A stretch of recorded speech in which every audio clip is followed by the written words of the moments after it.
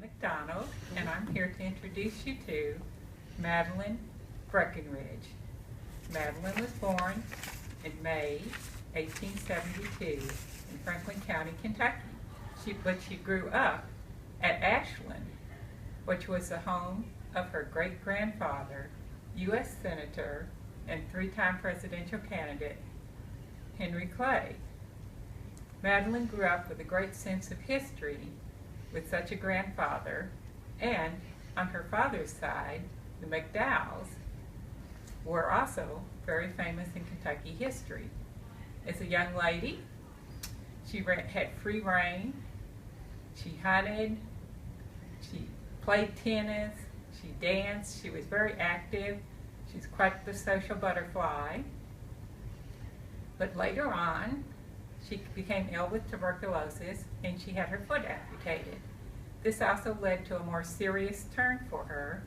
She was great friends with Sophia Breckinridge, who was a great social reformer, and she influenced her. She read many books about the social reform movement, and Madeline started to be very concerned about the poor and the less fortunate, and also about advancing the cause of health treatment for tuberculosis. Now, Madeline married Deshae Breckinridge, and that gave her free reign with his newspaper. He was the editor of the Lexington Herald to write articles advancing her viewpoint. And one of the things she did was, after she advocated for poor children, she got a school built, she got public parks for Lexington, she got playgrounds for children, kindergartens, and she also worked very hard to get tuberculosis treatment. But beyond all this, she's most famous for getting women the right to vote in Kentucky. She was quite active on the national scene and in Kentucky in the women's suffrage movement. And this presentation is going to focus on when Madeline won the greatest victory, getting the Kentucky Legislature to pass the Women's Suffrage Amendment, the Anthony Amendment, on January 6, 1920.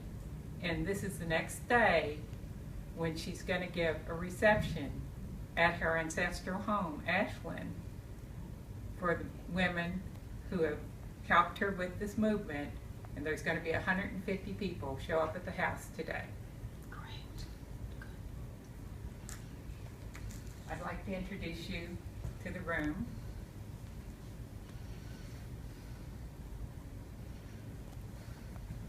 On this wall of Ashland, there's a painting. It hangs there today. It's George Washington and his family. This was part of Madge's influence of greatness of the past. Over here is a marble fireplace with a beautiful mirror, very elaborate. It's part of the wealth and luxury of this large home that she grew up in. Over here are windows looking out on the back lawn. That's the lawn where she played tennis as a young girl and did walks around the path there. Over here is the large dining room. This dining room has seen many people, many famous people come who visited her ancestors here, and also Madge did entertaining here. Today it's set up with silver, poinsettias, it's January, plants. All of this indicates a level of wealth not available to many people. But the people who were behind this movement were mostly the upper class women. Now, also the tables set up with tea cakes and tea to be served to the honored 150 guests. Among them is the greatest women's suffrage from England, Mrs. Pankhurst, who also was quite notorious for the tactics she used in England to get women's suffrage passed.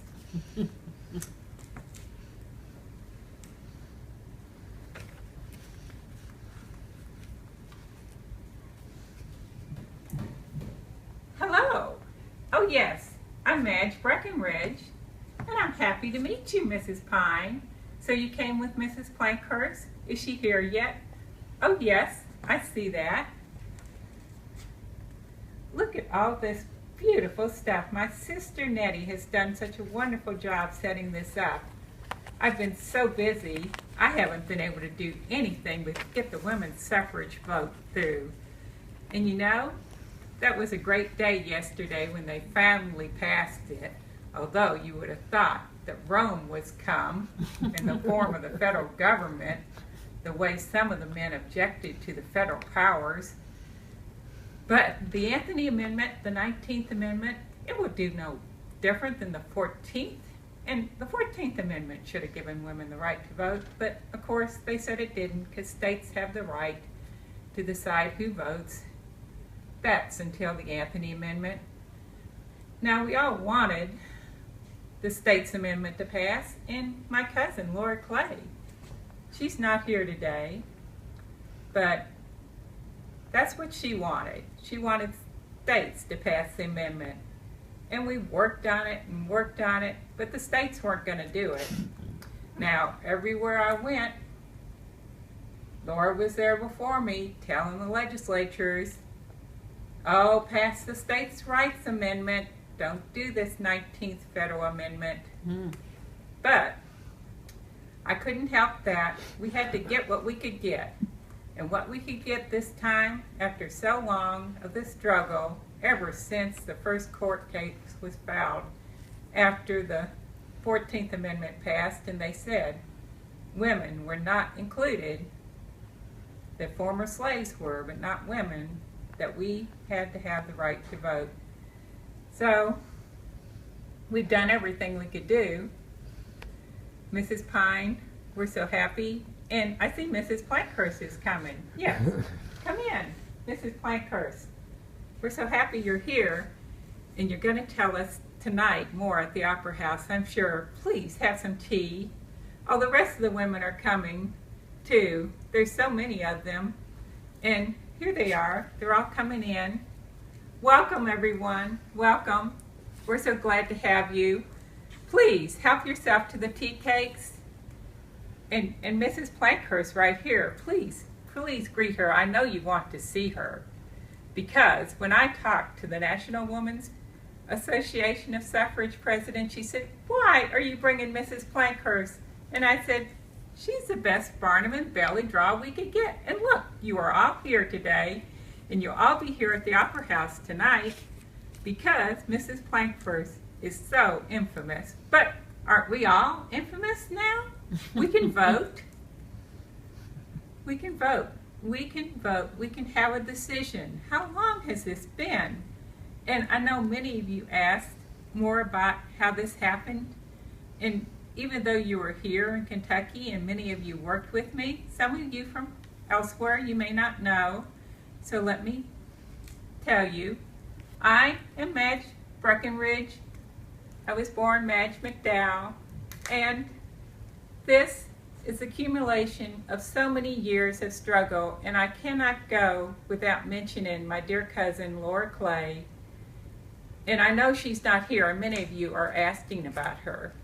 But she wanted just the States' Rights Amendment. She did not want the federal government to have the right to tell the states how to decide who should vote, because that's always been the states' right in the Constitution. And that was her opinion. But we saw at the national level, of which I'm now vice president of the National Women's Suffrage, we do not need that organization anymore. We will change it to something different. But right now, I'm still vice president, and I say we needed the national amendment because in Kentucky, the men legislatures had 27 years to pass it. They did not pass the states' right. And I told that to Laura, but she insisted it was her ideal that that should be what would happen. But we have to take what we can get, and we're happy with what we have. Hurrah! We have this now, and it's up to us to educate ourselves and to go out there. And I hope you all have read the articles in the newspaper that we have published so that we can all be educated better on how to vote.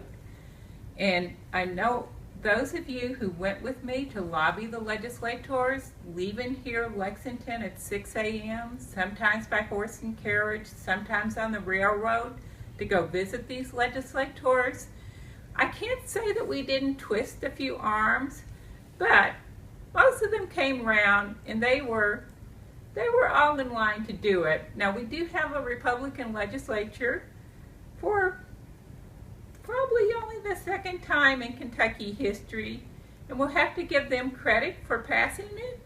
But I know there are many Democrats behind it too, so don't let that decide your vote. We just have to watch the Democrats and the Republicans equally and decide who does the best for us. Now, women, this is the time to celebrate, and I know we've been to many receptions today, and the past 3 days have been so busy. Oh, my husband said I've been like a spirit running around. But, you know, it's so worth it. And even though I'm tired and sometimes people remark that I'm doing too much, I just can't help but do this. And even afterwards, we have to look ahead. Mrs. Plankhurst is going to talk about how we need to save civilization, and now that we women have the vote, we are so much more able to do that, because now there's so much scare, people anarchists, people revolting, people doing horrible things, and we just have to stand by the government now and really pull our weight. And some people said, why should women vote?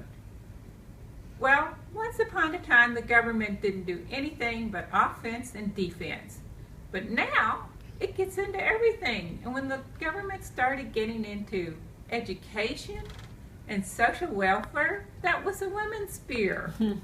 So, even though they once said the ideal woman stayed at home, oh, I know, but now we know the ideal woman also watches out for what's going on in government, and will be educated, and will vote, and we'll make a good job of it too. So hurrah, we have our vote, and congratulations women. Please enjoy the tea. Beautiful.